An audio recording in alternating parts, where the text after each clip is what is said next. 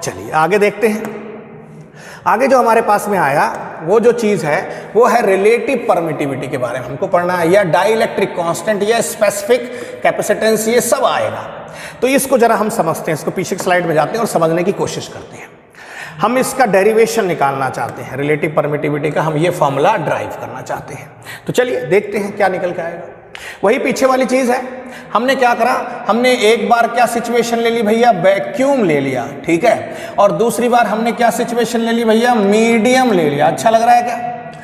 Charge वही है हमारे पास में, ये Q1 है, ये क्या है Q2 है, डिस्टेंस कितना है R है। सेम सिस्टम को उठाकर यहां रख दिया, वही Q1 है, वही क्या है Q2 है, और वही डिस्टेंस है। तो what is the formula in this case, F अगर मैं कहूं तो इधर क्या होगा, F21 होगा, इधर क्या होगा, F12 होगा। अरे समझ में आया नहीं आया? मैं सिर्फ मैग्नीट्यूड फॉर्म में बात कर रहा हूं, F21 का मॉड और F12 का मॉड, दोनों का मॉड कितना होगा वो जरा देख लेते हैं। तो F21 का मॉड ये होगा K times of Q1 Q2 upon R square, और यहाँ K नहीं लिखा जाएगा, यहाँ 1/4 पाई एयर के लिए कितना बताते हैं, एप्सिलॉन नॉट लिखा जाएगा। ठीक है भाई, समझ में आ गई बात? आगे इधर देखते हैं। इस साइड में क्या हो जाएगा, इधर भी वही लगेगा फोर्स, इधर भी वही लगेगा फोर्स, लेकिन अब फोर्स को मैं F नहीं लिख सकता हूँ, F डैश लिखूंगा। तो यहाँ पर फोर्स ऑन 1 ड्यू टू 2, यहाँ पर F dash force on 2 due to 1 in vector form, लेकिन हम वही मैग्नीट्यूड निकाल रहे हैं। तो F12 dash is equal to F21 dash, and it is how much, 1/4 pi epsilon not नहीं लगेगा। पता नहीं कौन सा मीडियम है, एयर है, गिलास है, वाटर है। वाटर के लिए 81 होता है, वाटर के लिए कितना होता है, 81 होता है।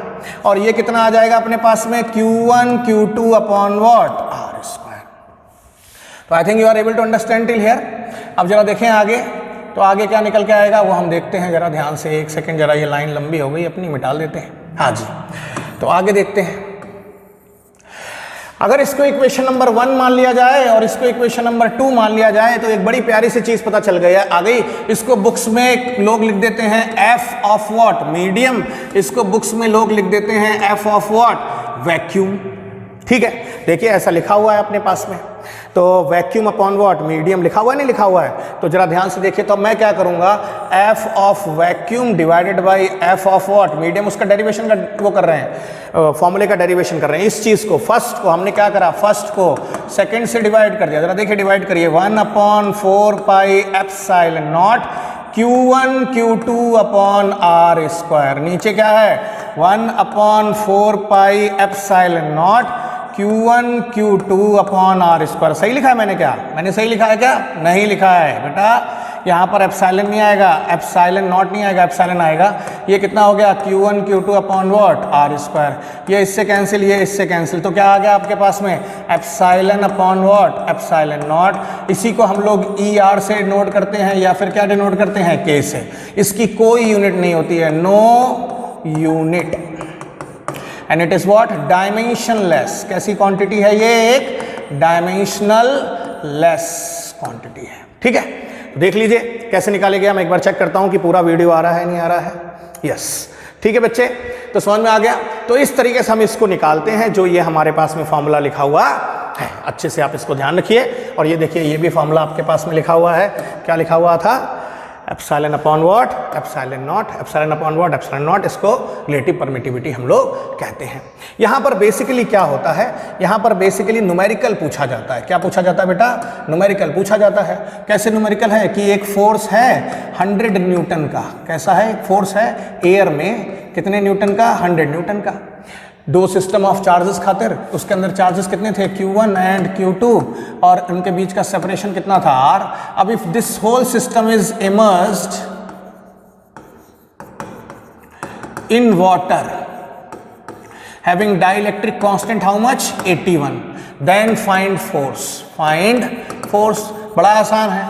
F कितने टाइम्स हो जाएगा, then F in what, water. F in water is how much? Can you please tell me? F in water कितना हो जाएगा, जरा बताइए। वो क्या हो जाएगा, F of air को K से डिवाइड कर दीजिए। देखिए फॉर्मूला, इसको इधर ले जाइए और इसको नीचे ले आइए, है ना फॉर्मूला। क्या है फॉर्मूला? फॉर्मूला है कि FB upon FM is equal to what, K, इसको इधर और इसको इधर। आ गया क्या? तो क्या सिंपल सा आंसर हो गया, F of water is what 100 divided by what 81। तो this is the required solution. समझ में आई नहीं आई बात? तो ये बेटा इस तरह के क्वेश्चंस पे पूछ लिए जाते हैं। Now the next topic is what, superposition of charges. ठीक है भाई, अब अभी तक हमने क्या पढ़ा कि दो चार्जेस के बारे में पढ़ा था और कूलम्ब्स लॉ पढ़ा और रिलेटिव परमिटिविटी, मतलब बेसिकली हमने क्या पढ़ा बेटा, सिर्फ और सिर्फ कूलम्ब्स लॉ पढ़ा। अब हम चाहते हैं कि दो से ज्यादा चार्जेस आ जाए तो क्या होगा, तो हम क्या पढ़ना चाहते हैं, सुपरपोजिशन। इस कंसेप्ट को आप क्लास 11th में बहुत बढ़िया से पढ़ चुके हो। ठीक है, सुपरपोजिशन ऑफ टू वेव्स पढ़ा है नहीं पढ़ा है? तो वहां से देखते हैं। मान लीजिए ये कोई एक चार्ज है Q1 और यहां पर कोई चार्ज है Q2, तो क्या होगा अकॉर्डिंग टू कूलम्ब्स लॉ, इसके सेंटर से ये एक कोई फोर्स लगाएगा और किधर लगाएगा, इधर लगाएगा। किस पे लग रहा है फोर्स? 2 पे लग रहा है। कौन लगा रहा है? 1। यही तो पढ़ा है आपने। तो force on 1 due to what 2। ठीक है, अब ध्यान से देखिए, अब मैंने क्या करा, ध्यान समझना, इसके इन दोनों सिस्टम के अलावा मैं एक थर्ड चार्ज लेकर आता हूं और इसको मैंने क्या कर दिया, Q3 कह दिया। क्या कह दिया? Q3। अब ये Q3 क्या करेगा, इसके ऊपर इस डायरेक्शन में एक फोर्स लगाएगा और ये क्या होगा, फोर्स 3-1। क्या होगा ये फोर्स, क्या होगा बच्चे, 3-1 होगा। लेकिन क्या हो रहा है, इस पे ये भी तो कोई फोर्स लगा रहा है, बिल्कुल लगा रहा है। और वो कैसे लगाएगा, ऐसे लगाएगा इस डायरेक्शन में, और वो क्या होगा, F हाउ मच 2-3 होगा। अगर इस चार्ज के आने से, इस चार्ज के Q3 के आने से Q2 और Q1 से जो फोर्स एक्सर्ट हो रहा है उस पर कोई फर्क नहीं पड़ रहा है, तो जो प्रिंसिपल कहलाता है उसको क्या कहते हैं, principal of superposition of charges. और इन सभी फोर्सेस का जो सम होगा वो कैसा सम होगा, वेक्टर सम होगा। तो क्या हो गया, as per the principle of superposition the force on any charge due to number of charges is what, is vector sum of all the forces on that point। वो कैसा सम होता है भैया, वेक्टर सम होता है। ठीक है, तो वेक्टर सम कैसा हो गया कि जैसे मैं बात कर लूं कि F ये कितना हो जाएगा, F23 F नेट की बात कर लूं plus F21 and so on. अगर n चार्जेस के बाद निकालोगे तो कितना हो जाएगा, n के लिए हो जाएगा। इसकी जरूरत नहीं है आपको दिखाने के लिए, ये फोर्स नहीं लग रहा है। ठीक है, आगे बात समझ में। तो अगर हम बात कर ले कितने के लिए, फॉर n चार्ज सिस्टम, ठीक है, किस पे लगा रहे हैं, Q1 पे, तो F नेट कितना हो जाएगा, F12 plus F13 plus F14 and so on, it is what F1n। ठीक है, and this is what a vector sum. तो ये आपको दिया हुआ है। अब हम इस वेक्टर सुपरपोजिशन के ऊपर कुछ क्वेश्चंस करेंगे। जैसे पहला question, this is your NCERT solved example. ठीक है, ये क्या है, एनसीईआरटी का सॉल्व्ड एग्जांपल है। और बेटा ये सॉल्व्ड एग्जांपल क्या कह रहा है उसको देखने की जरा हम कोशिश करते हैं, समझने की कोशिश करते हैं। तो उसका कैलकुलेशन थोड़ा अच्छा है, बस और कुछ नहीं है। क्या लिखा हुआ, consider 3 charges Q1 Q2 Q3 each equal to Q। मतलब हर जगह पर चार्ज कितना है, Q है। हर जगह पर चार्ज कितना है, Q और Q। ठीक है, of equilateral triangle. Equilateral triangle मतलब साइड कितनी है, मैंने मान ली L। साइड कितनी है, मैंने साइड कितनी मान ली इसकी बेटा, L मान ली। ठीक है, तो साइड कितनी है इसकी, L। साइड कितनी है, L। ठीक है, साइड कितनी दी हुई है, L मान ली, दिया हुआ है। What is the force on charge Q, charge Q with the sign, ठीक है, साइन स्मॉल q मतलब सेम साइन का, तो यहां पर चार्ज कितना है, कैपिटल Q है।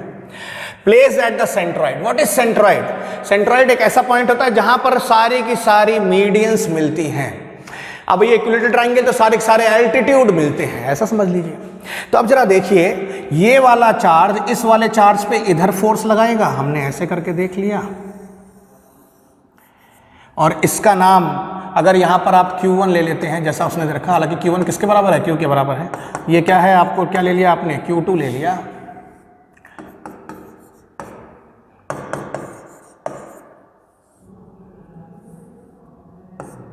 ये Q3 ले लिया, सबके सब बराबर बराबर है। तो ये जो है ये फोर्स क्या हो जाएगा, F2 हो जाएगा। ये वाला फोर्स क्या हो जाएगा, F3 हो जाएगा, और ये वाला जो फोर्स हो जाएगा वो क्या हो जाएगा भैया, F1 हो जाएगा। तो जरा ध्यान से देखिए, अगर मैं F1 निकालूं तो वो कितना आ जाएगा, K times of Q1 into capital Q upon distance. ये पॉइंट को क्या ले लिया हमने, O ले लिया, तो ये डिस्टेंस कितना हो जाएगा, OA हो जाएगा। सही है क्या, का होल स्क्वायर। ऐसे ही मैं अगर ध्यान से देखिए, अच्छा Q1 है कितना, K के बराबर है, तो ये कितना हो गया, QR अपॉन व्हाट, OA का होल स्क्वायर। इसी प्रकार से अगर मैं F2 निकालूं तो ये कितना हो जाएगा, K times of Q into Q upon OB का होल स्क्वायर। ठीक है, और इसी प्रकार से अगर मैं F3 निकालूं तो वो कितना हो जाएगा, K times of what, Q upon what, OC का होल स्क्वायर। ये फर्स्ट, ये सेकंड, और ये क्या, थर्ड। हम ये देखेंगे कि जितना OA होगा उतना ही OB होगा और उतना ही क्या होगा, OC होगा। बट इक्विलेटरल ट्राइंगल के लिए OA is equal to OB is equal to what, OC, क्योंकि ABC इज इक्विलेटरल ट्राइंगल। ठीक है, ये बात हो गई। अब आगे देखते हैं। तो हमको ये OA, OB और OC निकालना है। तो एक ट्राइंगल ले लो, एक ट्राइंगल पकड़ लो, जैसे ये, तो ये इक्विलेटरल ट्राइंगल है, पूरा एंगल कितना होगा, 60, तो ये एंगल कितना होगा, 30 डिग्री का। ये एंगल कितना होगा भैया, 30 डिग्री का। ये एंगल कितना होगा, 30 डिग्री है, 30 डिग्री का है। ये पूरी लेंथ कितनी है, L, तो ये लेंथ कितनी हो गई, L/2। एक ट्राइंगल दिख रहा है तुमको इस तरीके से, अगली स्लाइड में करता हूं मैं।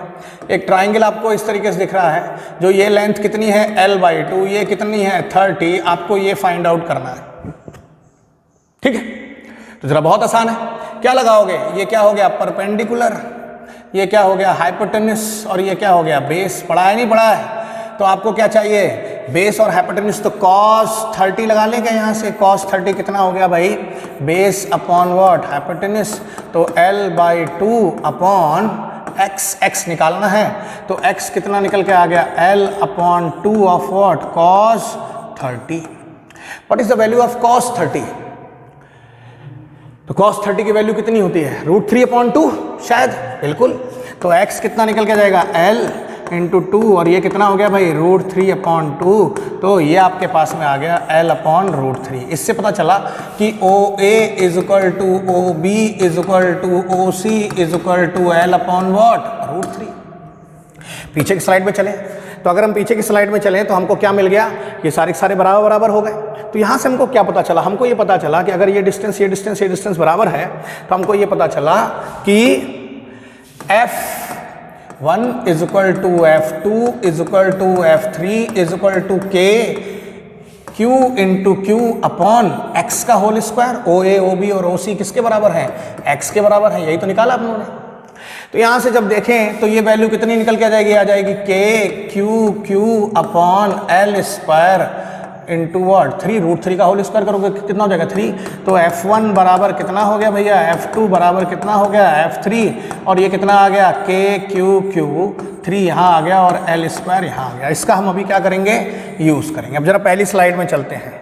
देखिए F1 यहाँ है, F2 यहाँ है, F3। अगर तो मैं इन दोनों के रिजल्टेंट की बात करूँ, मैं क्या करूँ, इन दोनों के रिजल्टेंट की बात करूँ, तो देखिए इसका और इसका रिजल्टेंट किधर आएगा, आंसर है इधर आएगा, वो क्या होगा, FR। तो ये क्या था आपके पास में, F3, ये क्या है आपके पास में, F2। ये एंगल कितना आएगा, आंसर है, ये एंगल आएगा 120 डिग्री। कितना आएगा, 120 डिग्री। निकाल लीजिएगा आप आराम से।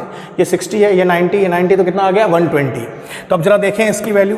तो आप जरा वेक्टर, क्लास 11th का वेक्टर एडिशन, तो FR क्या होगा, under root of what, F3 का होल स्क्वायर, F2 का whole square, 2 times of F3 F2 into cos what, 120 degree. कुछ याद आया, नहीं याद आया, कॉस 120 की वैल्यू कितनी होती है, अच्छा ये सबके सब बराबर हैं, क्या बराबर है, F3 is equal to F2 is equal to what, F1। यही तो आपने पढ़ा अभी, ये सबके सब एक दूसरे के क्या हैं, बराबर हैं। तो यहाँ पर क्या आ जाएगा, F1। तो मैं सब जगह F1 लिख दूंगी, आगे मुझे जरूरत पड़ेगी। तो F1 का स्क्वायर प्लस F1 का square plus 2 times of F1 into minus का 1/2। सही है क्या? ये इससे कैंसिल हो गया, ये स्क्वायर होकर इससे कैंसिल हो जाएगा बाद में, तो सिर्फ फिर कितना निकल के आ गया F1। ये क्या निकल के आ गया FR। जरा ध्यान से देखो, FR कहाँ लग रहा है? ऊपर लग रहा है, और F1 कहाँ लग रहा है? नीचे। तो नेट फोर्स कितना होगा? सब्ट्रैक्ट होगा। तो अब मैं अगर आपसे कहूँ कि F नेट निकालना है तो वो क्या होगा? वो होगा FR माइनस F1 का मॉड। अब जरा चेक करिए, FR कितना है? FR भी कितना है? F1 है, और ये भी कितना है? ये भी कितना है? F1 है। तो ओवरऑल वैल्यू कितनी निकल के आ गई? 0। तो what is the answer of this question? The answer is found to be what? Net force is what? 0। Net force कितना निकल के आ गया भैया? 0 निकल के आ गया। ठीक है, समझ में आ गया? तो now moving on to the next type of problem. तो नेक्स्ट टाइप प्रॉब्लम देखिए जल्दी से, फिर हम करते हैं।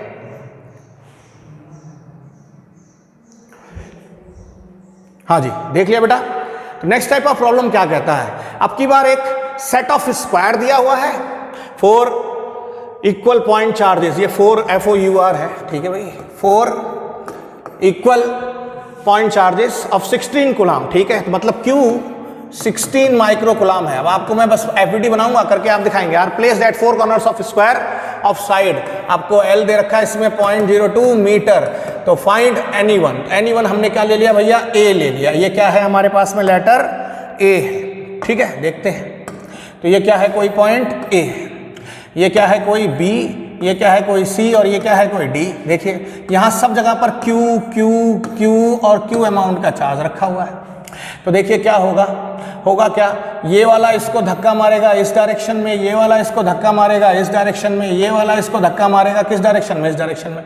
ये जो इधर मार रहा है इसका नाम ले लिया मैंने FD, इसका नाम मैंने ले लिया FB, इसका नाम ले लिया मैंने FC। अच्छा, इन दोनों का रिजल्टेंट भी तो होगा कुछ, इन दोनों का रिजल्टेंट भी तो होगा कुछ। तो इन दोनों के रिजल्टेंट को मैंने मान लीजिए ये ले लिया इसी डायरेक्शन में, सॉरी एक मिनट। तो इन दोनों के रिजल्टेंट को मैंने क्या ले लिया? FR ले लिया। तो अब मैं क्या निकालूंगा? इंडिविजुअली क्या निकालूंगा? सबसे पहले FA निकाल लूंगा, ठीक है। FA निकालना है, नहीं निकालना है, सॉरी। तो मैं सबसे पहले क्या निकालूंगा इसमें? मैं सबसे पहले इसके अंदर जो निकालूंगा वो क्या निकालूंगा? सबसे पहले जो मैं इसमें फाइंड आउट करूंगा वो FB जितना होगा उतना ही क्या होगा इसमें? FD होगा। और ये कितना होगा? Q into Q upon distance कितना है? एक L का स्क्वायर। ये फर्स्ट डायरेक्ट निकाल रहा हूँ, आप थोड़ा ट्राई करिएगा अपने आप, ठीक है। जब मैं FC निकालूंगा तो ये कितना होगा? ये होगा Q इंटू Q, लेकिन अब की बार डिस्टेंस क्या हो जाएगा? डायगोनल डिस्टेंस AC का स्क्वायर। क्या हो जाएगा? AC का स्क्वायर। तो ये कितना हो जाएगा? Q upon √2 times of what? L का होल स्क्वायर। ये सेकंड हो गया। फिर रिजल्टेंट निकालेंगे तो FR जो निकल के आएगा वो अंडर रूट किसका अंडर रूट? D का और B का अंडर रूट। तो under root of what? FD का स्क्वायर प्लस FB का स्क्वायर। आगे cos 90 इसलिए मैंने लिखा नहीं, 0 हो जाता है। तो यहां से जब मैं FR निकालूंगा तो FR कितना आ जाएगा? 2 टाइम्स ऑफ व्हाट? FD का स्क्वायर, यानी √2 टाइम्स ऑफ व्हाट? FD। अब जरा ध्यान से देखिए, तो अब जो टोटल आएगा दोनों का डायरेक्शन कैसा है? सेम है। तो अब जो टोटल आएगा F नेट वो कितना आ जाएगा? वो आ जाएगा भैया FR plus how much? Plus FC। FR कितना है? 2 times of what? 2 times of FD plus FC। Can you please tell me what is the value of F this is not 2 times, this is √2 times, ठीक है बेटा। तो इसको जरा देखें, तो यहाँ पर वैल्यू कितनी है अपने पास में FD की? Q1 Q2 upon what? L square. तो ये कितना हो गया? और D की वैल्यू कितनी आ गई अपने पास में? हाँ, D की वैल्यू ये थी, तो ये हो गया अपने पास में एक मिनट बेटा, ये हो गया Q square upon what? L square plus D निकालेंगे तो ये आ जाएगा √2 times of what? Q square upon what? L square. दोनों को सॉल्व कर लो, जोड़ लो, वैल्यूज देख लेना, चेक कर लेना मैंने सही रखी नहीं रखी है, ठीक है। So this is our question. तो ये 1-2 क्वेश्चंस थे, कुछ ट्राइंगल पे और साइड्स पे निकलवाने के लिए एनसीईआरटी में शॉर्ट एग्जांपल है।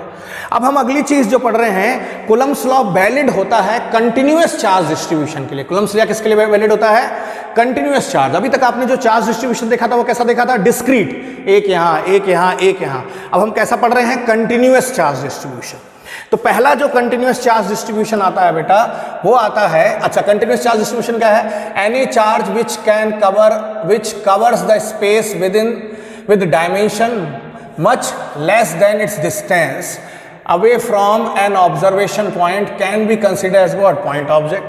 ठीक है, लिखा है a system of closely space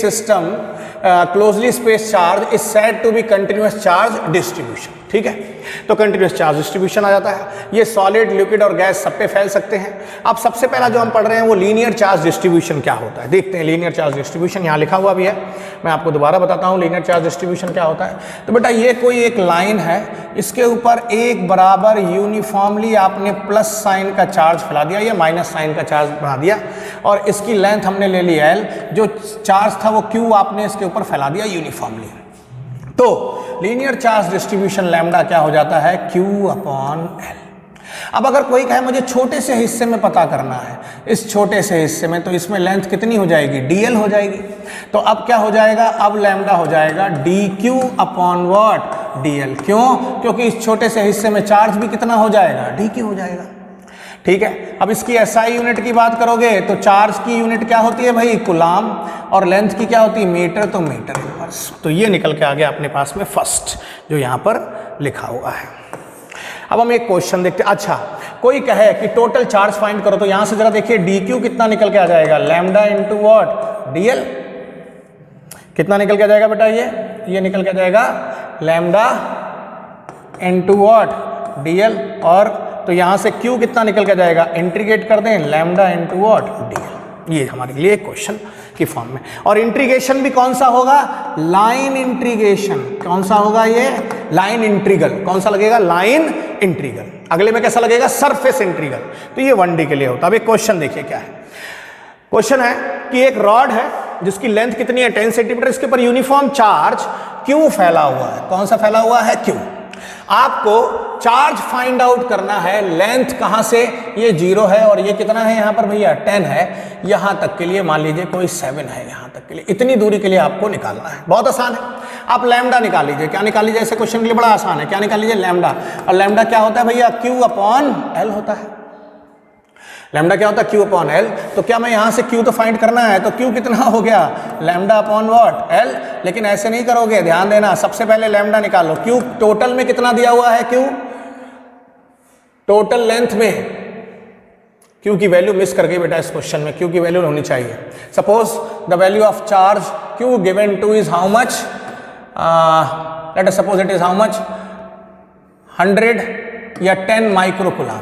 अब ज्यादा अच्छा क्वेश्चन हो गया। ठीक है, Q दिया हुआ है, तो ये कितना हो गया, 10 इंटू 10 की पावर -6/वॉट, 10। कट गया, लैम्डा निकल के आ गया। आपको कितने लेंथ में चाहिए था, 0 to 7। अब लेंथ कितनी होगी आपके पास इसमें, तो अब Q डैश, वो फॉर्मूला ध्यान से देखिए कितना हो जाएगा, लैम्डा इंटू वॉट, L। जो आपको चाहिए L डैश ले लीजिए, तो लैम्डा कितना है, 10 की power -6 into what, 7। So answer is what, 7 into 10 की पावर वॉट, -6। ठीक है, आंसर क्या हो जाएगा, ये कुलाम आ जाएगा। तो समझ में आ गई, नहीं आ गई बात। इस तरीके से हमको ये क्वेश्चंस करने पड़ते हैं। एक मैंने छोटा सा एग्जांपल दिया आपके लिए। नाउ अगला क्या होता है, surface charge distribution. Surface charge distribution किसी सरफेस पे लग रहा है, तो मान लीजिए जैसे कोई ये एक स्क्वायर है, इस बॉडी के ऊपर आपने कोई Q अमाउंट का चार्ज फेंक दिया, वो यूनिफॉर्मली डिस्ट्रीब्यूट हो गया। तो क्या इसको हम लिखेंगे, हम इसको सिग्मा से लिखेंगे, और ये क्या होता है, Q/A। ये क्या होता है भाई, Q/A। या क्या होता है, Q/S। और छोटा सा हिस्से के लिए, अगर इसमें छोटा सा हिस्सा इसके लिए फाइंड आउट करना है, तो ये क्या हो जाएगा, dq/वॉट, dA। और dq/वॉट, ds। सेम ही है ये, ठीक है। और इसकी यूनिट क्या हो जाएगी, इसकी यूनिट अगर आप देखोगे तो इसकी SI यूनिट निकल के जाएगी, कुलाम पर मीटर स्क्वायर। और ऐसे ये किसके लिए होता है, 2D के लिए होता है। तो ये सब लिखा हुआ है, और निकालना है तो सरफेस इंटीग्रल करके निकाल लीजिए। अगला क्या है, वॉल्यूम चार्ज इंटीग्रल। ये किसके लिए होता है बेटा, 3D के लिए होता है। किसके लिए होता है, ये 3D शेप के लिए होता है। इसकी यूनिट क्या हो जाएगी, कुलाम पर। ये क्या हो जाता है, Q/वॉट, V। Q/वॉट, V वॉल्यूम है ना, इसलिए। यहां पर भी क्या है, V। यहां पर भी क्या है, V। ठीक है, तो these are what, 3 charge type of what, charge distributions. ठीक है, सरफेस, वॉल्यूम एंड लीनियर। तो हमने बेटा अब तक कूलम्ब्स लॉ पढ़ा है, मतलब कूलम्ब्स लॉ। आगे जो हम पढ़ेंगे वो हम क्या पढ़ेंगे, इलेक्ट्रिक फील्ड और पढ़ना शुरू करेंगे। ठीक है, तो हम देखते हैं नेक्स्ट लेक्चर में क्या होगा। Thank you. Hope you are safe and your family is safe. Take care of yourself and your family.